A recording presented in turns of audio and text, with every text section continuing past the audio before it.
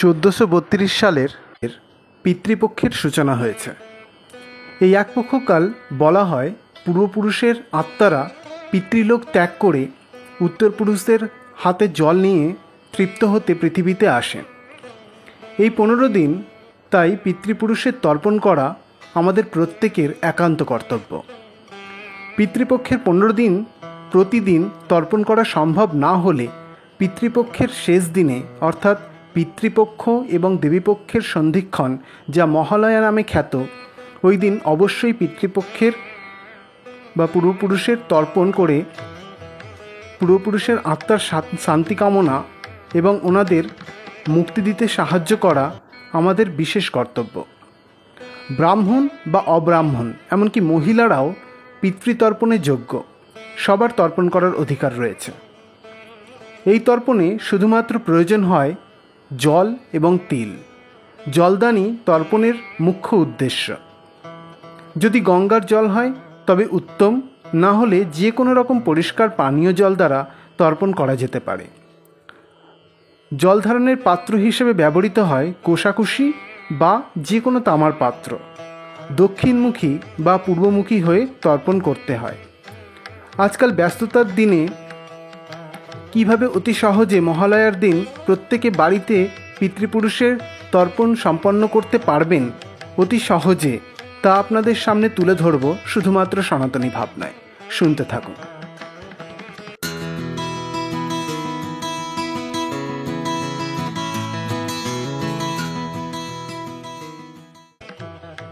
মহালয়ার দিন ভোরবেলা বা সকাল সকাল স্নান করে নিন।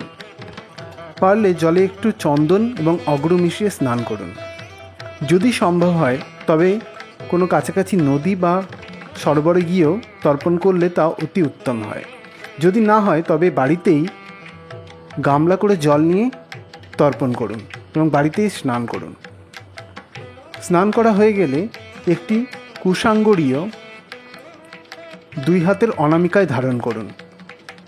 3টে প্রাদেশ প্রমাণ কুশ জলে ভিজিয়ে রাখুন এবং সেটি দিয়ে অঙ্গুরি মতো করে আংটির মতো অনামিকা আঙুলে ধারণ করুন। এরপর একটি গামলায় জল নিয়ে জলটি শোধন করে নিন।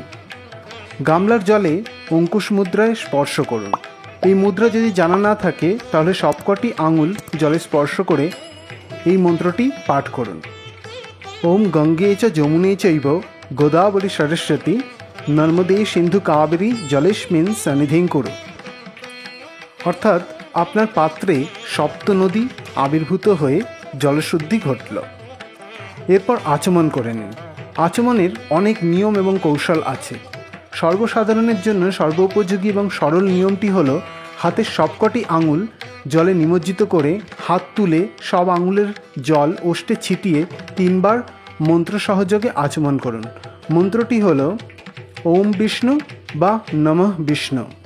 বিভিন্ন জায়গায় দেখা যায় শূদ্রদের ক্ষেত্রে ওমের স্থলে নমঃ উচ্চারণ করতে বলা হয়। এরপর আরেকটি মন্ত্র আছে, পাঠ করুন।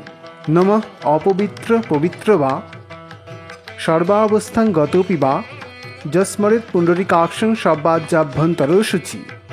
অতঃপর পূর্বমুখী হয়ে এক এক দেবতাকে এক একবার জলদান করুন। জলদানের বিধিটি হল কুশিতে জল নিয়ে সেই জল ডান হাতের তালু ঘুরিয়ে ধীরে ধীরে মন্ত্রোচ্চারণের সঙ্গে সঙ্গে অপর একটি তাম্রপাত্রে ঢেলে দিন। এইভাবে এক একটি মন্ত্র এক একবার উচ্চারণ করে জল দিন। মন্ত্রগুলি হল ওম ব্রহ্মা তৃপ্যতাম, ওম বিষ্ণু তৃপ্যতাম, ওম রুদ্র তৃপ্যতাম, ওম প্রজাপতি তৃপ্যতাম। শেষে সব জীবের জন্য জলদান করুন এই মন্ত্রে। ওম দেবা যথাস্তথা নাগা গন্ধর্বা অপ্সর সুরা ক্রূরা সর্পা সুপর্ণাশ্চ তর্ব জিহ্মগা খগা বিদ্যাধরা জলধরা স্ততৈ বাকাশ গামীন নিরাহারশ্চ যে জীবা পাপে ধর্মে রতাশ্চ যে তেষামাপ্যায়না বৈতৎ দিয়তে সলিলং ময়া। এরপর পশ্চিমমুখী হয়ে নিম্ন মন্ত্রপাঠে কুশি বা হাতে করে 2 অঞ্জলি জলদান করুন। ওম সনকশ্চ সনন্দশ্চ তৃতীয়শ্চ সনাতনঃ কপিলশ্চ সুরিশ্চৈব রুরু পঞ্চশিখস্ততা সর্বে তে তৃপ্তিমায়ান্তু মদ্দত্তেনা অম্বুনা সদা। এরপর পূর্বমুখী হয়ে এক এক মহর্ষিকে এক একবার করে জলদান করুন। ওম মরিচিস্তৃপ্যতাম, ওম অত্রিস্তৃপ্যতাম, ওম অঙ্গিরাস্তৃপ্যতাম, ওম পুলস্ত স্তৃপ্যতাম, ওম পুলস্ত স্তৃপ্যতাম, ওম ক্রুতুস্তৃপ্যতাম, ওম প্রচেতাস্তৃপ্যতাম, ওম বশিষ্ঠ স্তৃপ্যতাম, ওম ভৃগুস্তৃপ্যতাম, ওম নারদ স্তৃপ্যতাম, ওম দেবাস্তৃপ্যতাম। এরপর এই মন্ত্রপাঠ করে পিতৃতীর্থ দ্বারা প্রত্যেককে জলে তিল মিশিয়ে দান করুন। বুড়ো আঙুল ও তর্জনীর মাঝের যে ফাঁক থাকে তা হলো পিতৃতীর্থ। কুশি থেকে জল তিল ডান হাতে ঘুরিয়ে ডান দিকে কাত করে তর্জনী ও বৃদ্ধাঙ্গুলির ফাঁক দিয়ে ঢালাকে পিতৃতীর্থ দ্বারা তর্পণ বলে। এভাবে তর্পণ করুন এক একটি মন্ত্র সহযোগে। ওম অগ্নি স্বাত্বা পিতরস্ত্রিপ্যন্তামেতৎ সতিলোদকং তেভ্য শ্রদ্ধা। ওম সমঃ পিতরস্ত্রিপ্যন্তামেতৎ সতিলোদকং তেভ্য স্বধা। ওম হবিষ্মন্তঃ পিতরস্ত্রিপ্যন্তামেতৎ সতিলোদকং তেভ্য স্বধা। ওম উষ্মপাঃ পিতরস্ত্রিপ্যন্তামেতৎ সতিলোদকং তেভ্য স্বধা। ওম সুকালীনা পিতরস্ত্রিপ্যন্তামেতৎ সতিলোদকং তেভ্য স্বধা। ওম বর্হিস্বদঃ পিতরস্ত্রিপ্যন্তামেতৎ সতিলোদকং তেভ্য স্বধা।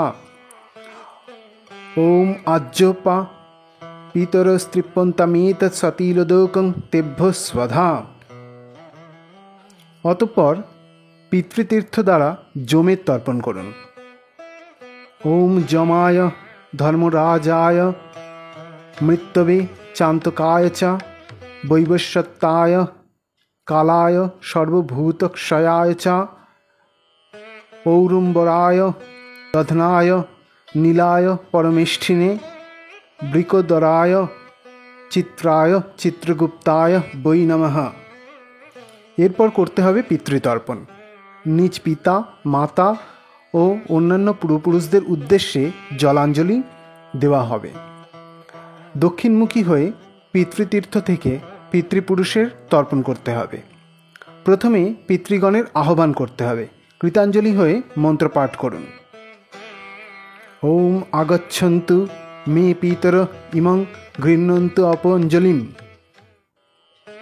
জল ও তিল দ্বারা একে একে পূর্বপুরুষের পিতৃতীর্থ দ্বারা তর্পণ করুন এই মন্ত্রে। ওম বিষ্ণুরম অমুক গোত্র পিতা অমুক নাম তৃপ্যতামেতৎ সতিলোদকং তস্मै স্বধা। অমুক গোত্রের স্থানে গোত্র এবং অমুক নামের স্থলে পিতার নাম উল্লেখ করুন। ঊর্ধ্বতন তিন পুরুষের অর্থাৎ পিতা পিতামহ এবং প্রপিতামহ সাথে মাতা মাতামহী এবং প্রমাতামহী পর্যন্ত প্রত্যেকে তিনবার করে তর্পণ করতে হবে। গোত্র না জানা থাকলে সম্পর্ক উল্লেখ করে তর্পণ করা যেতে পারে। শূদ্র ব্যতীত সকল বর্ণের লোক পুরুষগণের নামের শেষে দেব শর্মণ এবং স্ত্রীগণের নামের শেষে দেবী কথাটি উল্লেখ করবেন। কোনো কোনো স্থানে শূদ্রদের তর্পণে বিষ্ণুরম স্থলে বিষ্ণুর নমঃ এবং নামের শেষে দেব শর্মণ ও দেবী স্থলে দাস এবং দাসী যুক্ত করার কথা উল্লেখ পাওয়া যায়। অতঃপর ভীষ্ম তর্পণ করতে হবে। পিতামহ ভীষ্ম ত্যাগের কারণে উত্তর পুরুষবিহীন ছিলেন, তাই তিনি সকলের তর্পণের যোগ্য। মন্ত্র বলবেন যথা ওম বৈয়াঘ্র পদ্মগোত্রায় সাংকৃতি প্রবরায় চ অপুত্রায় দদামেতৎ সলিলং ভীষ্ম বর্মণে, এবং ভীষ্মের প্রণাম করবেন। ওম ভীষ্ম শান্তনব বীর সত্যবাদী জিতেন্দ্রিয় অভিরোধ ভীর বাপ্নতু পুত্র পৌত্র চিতাং ক্রিয়াম। ব্রাহ্মণগণ পিতৃতর্পণের পর এবং শূদ্রগণ পিতৃতর্পণের আগে ভীষ্মতর্পণ করে থাকেন।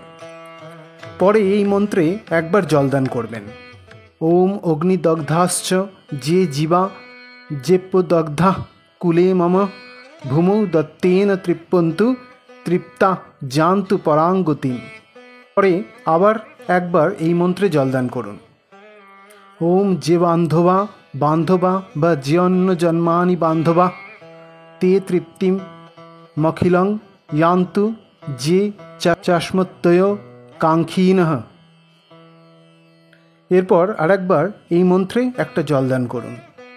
ওম আব্রহ্মস্তম্ভ পর্যন্তং জগত্তৃপ্যতু।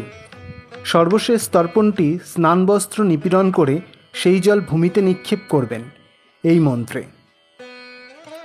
ওম যে চস্মাকং কুলে জাতা অপুত্রা গোত্রেণ মৃতঃ তে তৃপ্পন্তু ময়া দত্তং বস্ত্র নিষ্পীড়নদোকম।